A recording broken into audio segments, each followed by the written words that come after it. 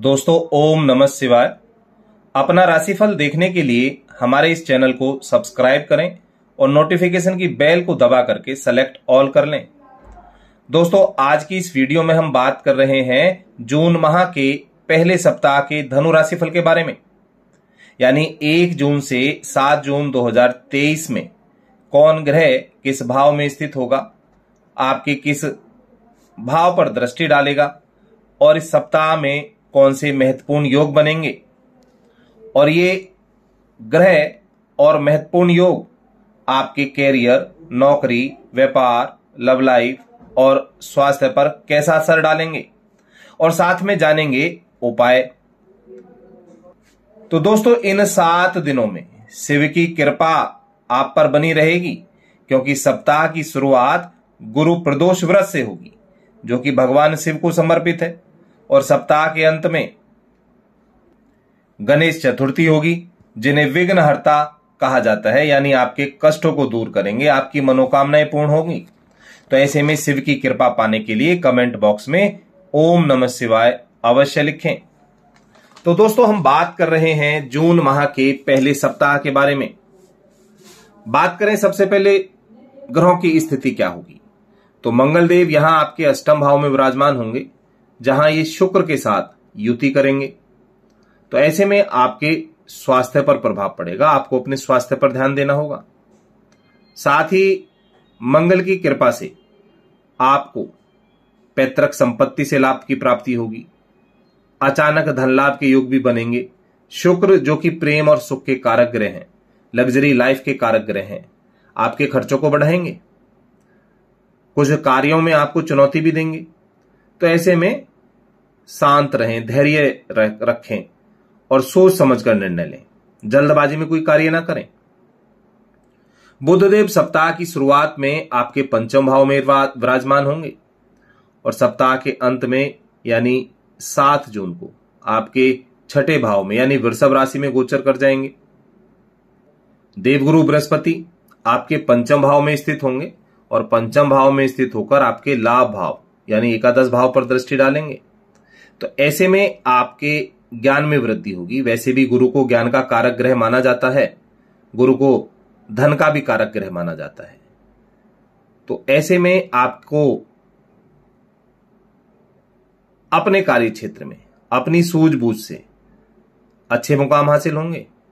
साथ ही आपको व्यापार में, व्यवसाय में अच्छी उन्नति देखने को मिलेगी, परिवार में खुशहाली होगी और यह समय छात्रों के लिए बेहद अनुकूल होगा। जो लोग एकल जीवन व्यतीत कर रहे हैं उनके विवाह के योग बनेंगे, प्रेम संबंध मजबूत होगा, आपसी रिश्ते अच्छे होंगे।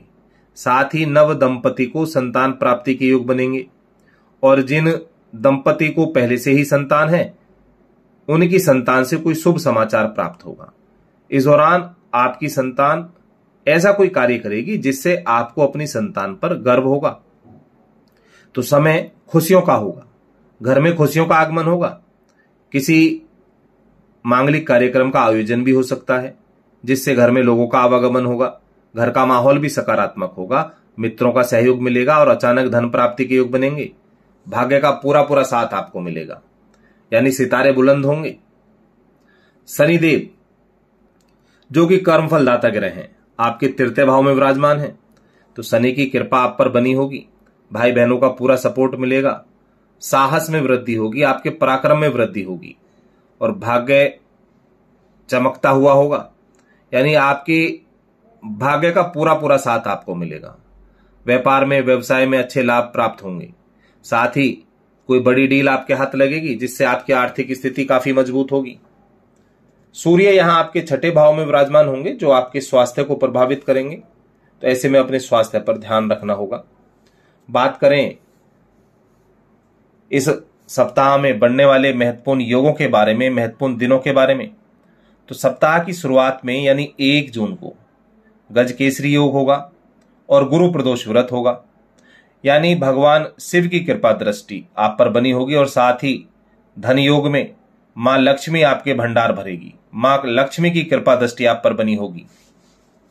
और सप्ताह के अंत में भी गजकेसरी योग बनेगा यानी 7 जून को, और 7 जून को गणेश चतुर्थी होगी जो कि सर्वप्रथम पूजनीय भगवान गणेश को समर्पित है और भगवान गणेश को विघ्नहर्ता कहा जाता है, जो कष्टों को हर ले। तो ऐसे में आपके सभी कष्ट दूर होंगे, घर में खुशियां ही खुशियां होंगी और आप भी काफी प्रसन्न नजर आएंगे। इस सप्ताह के मध्य में भी सर्वार्थ सिद्धि योग, राजयोग का निर्माण हो रहा है और रवि योग भी बन रहे हैं। तो ऐसे में सूर्य की कृपा दृष्टि भी आप पर बनी होगी, तो समय काफी अनुकूल होगा। बात करें चंद्रमा की स्थिति के बारे में, तो सप्ताह की शुरुआत में चंद्रमा आपके एकादश भाव में गोचर करेगा।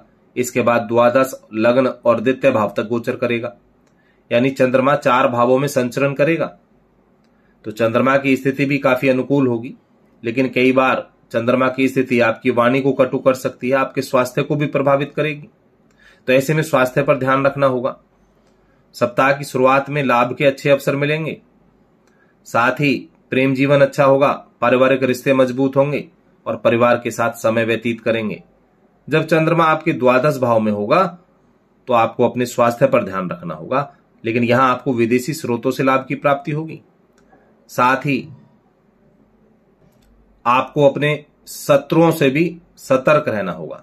यहां आपके ऊपर काम का बोझ अधिक होगा, कई बार आप तनाव भी महसूस कर सकते हैं, लेकिन आपके द्वारा किया गया कठिन परिश्रम आपको अच्छा परिणाम देगा।